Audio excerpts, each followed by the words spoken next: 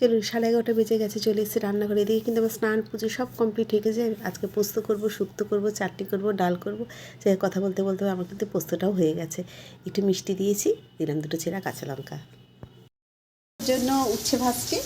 সবজিটা না একটু ভেজে নুন আর হলুদ দিয়ে একটু সেদ্ধ করে নিয়েছিলাম। বড়ি ভাজাও হয়ে গেছে। আর এখানে না ফোড়নে দেবো হচ্ছে আদা, তেজপাতা, পাঁচফোড়ন, শুকনো লঙ্কা, যেটা দেয় সবাই। এই গন্ধটা না দারুণ লাগে শুক্তোর, জানো তো।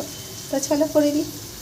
মেয়ে ডাল ছাড়া একদম ভাত খেতে চায় না, জানেন তো। তোর জন্য একটু পেঁপে দিয়ে মুসুরির ডাল করে নিলাম। একটু নামাবার সময় ধনেপাতা কুচিয়ে ছড়িয়ে দিলাম। দুপুর বন্ধুরা, লাঞ্চ বেরো তোমার সাথে একটু শেয়ার করে নিই। এখানে আছে ভাত, একদম গরম, ধোয়া উঠছে।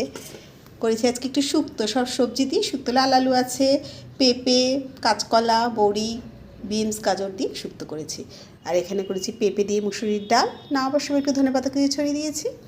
আর এখানে করে নিয়েছি আজকের পোস্ত, ঝিঙে আলুর পোস্ত। ডাল দিয়ে ঝিঙে আলুর পোস্ত দারুণ লাগে। আছে শসা, আজকে টমেটোর চাটনি করেছি, খেজুর দিয়ে, চামশত বাদ দিয়ে, কাজু কিশমিশ সবই দিয়েছি। তার সাথে আছে পাঁপড় ভাজা। এই হচ্ছে আমাদের আজকে শনিবারের লাঞ্চ মেনু। তোমরা কে কে খেলে কমেন্ট করে জানাতে ভুলো না কিন্তু।